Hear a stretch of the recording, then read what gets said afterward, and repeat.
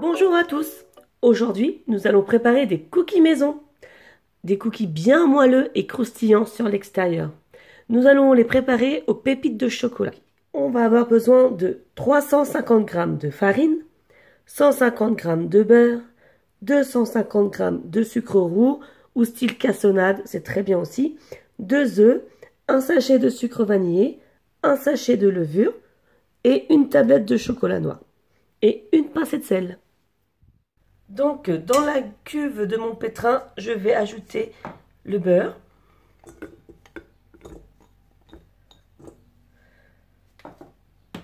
le sucre roux et mon sachet de sucre vanillé.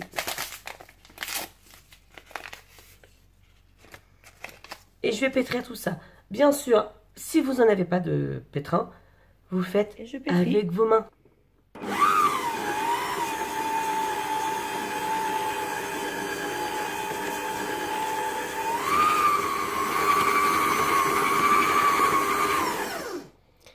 Donc voilà la consistance voulue. Le beurre est incorporé au sucre. Ensuite, j'ajoute les 2 œufs entiers et ma pincée de sel. Et je remélange. Si vous le faites à la main, vous mélangez du bout des doigts. Ce que ça donne, nous allons ajouter la farine et la levure. J'ajoute mes 350 g de farine. Et la levure. Un sachet. Et je mélange. Et si vous n'avez pas de pétrisseur, on fait du bout des doigts.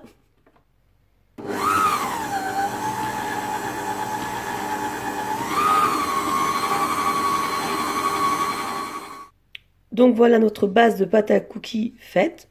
Voilà ce que ça donne. Souple et malléable. Et c'est à ce moment qu'on va venir apporter nos gourmandises.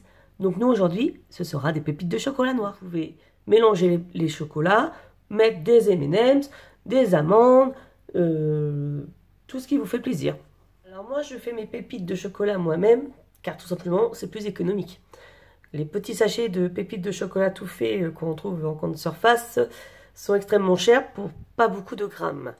Donc, et en plus c'est tout petit. L'avantage de faire soi-même ces pépites, c'est que vous aurez des grosses pépites de chocolat dans vos cookies et c'est carrément meilleur. Pour couper, rien de tout simple, une bonne planche à découper. Bon, la mienne elle a un petit peu vieilli, mais pour faire ce que je fais, c'est très bien.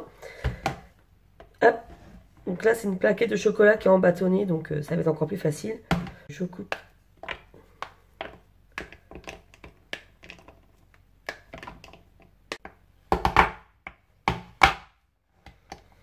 Bon, j'avoue, il faut avoir un petit peu de force quand même. Hein. Ça se coupe pas facilement, mais franchement, ça vaut le coup quand même. Voilà mes pépites de chocolat coupées, je vais les incorporer à la pâte.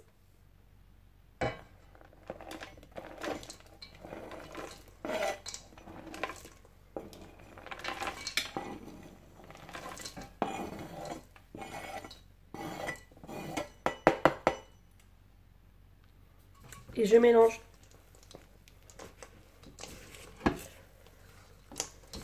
Bon, j'ai pris ma spatule, mais avec les mains, je crois que ce sera plus. Maintenant, je vais prendre un plateau. J'ai disposé du papier sulfurisé et je vais venir former des petites boules de pâte à cookies. Donc, je prends un peu de pâte. Et je fais une petite boule à peu près comme ceci. Bien sûr, si vous voulez des très gros cookies, vous mettez plus de pâte. Si vous voulez des tout petits cookies, vous mettez pas beaucoup de pâte. Donc là, c'est une petite boule moyenne, ça fera des cookies standards, j'ai envie de dire. Donc un peu de pâte, je boule, voilà comme ça, et je dispose sur ma plaque. Et j'enchaîne. Hop, une petite boule. Sur la plaque. J'ai une petite info aussi à vous dire. Si jamais dans la recette vous utilisez de la cassonade, la pâte ne sera pas aussi ferme, elle sera plus, comment dire, plus liquide. Donc n'hésitez pas à prendre un petit boulier pour faire les boules de pâte, ce sera plus simple. Donc voilà, avec ma pâte, j'ai formé 22 petites boules de cookies. Maintenant, je vais venir recouvrir d'une autre feuille de papier sulfurisé et je vais mettre 1 heure au frigo. Donc voilà. Donc voilà, 1 heure c'est passé. Je vais retirer le papier. Donc voilà, les boules sont bien fermes et on va les mettre à cuire. La chose très importante, c'est de ne pas trop les serrer.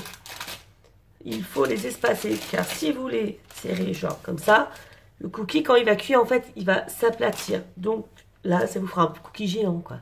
Il faut espacer les cookies pour pas qu'ils viennent se coller entre eux lors de la cuisson.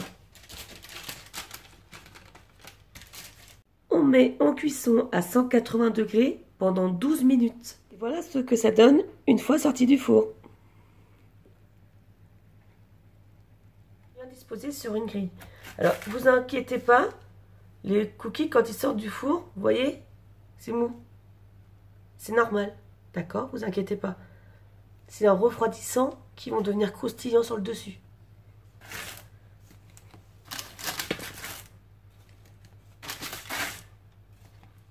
Et voilà, un beau cookie. C'est terminé. Il n'y a plus qu'à déguster. On regarde comment c'est à l'intérieur. Donc mon cookie, il est encore un petit peu tiède. Mais ils sont très bons aussi quand ils sont tièdes. Et voilà. Magnifique, non? Ça sent trop bon. Bon appétit!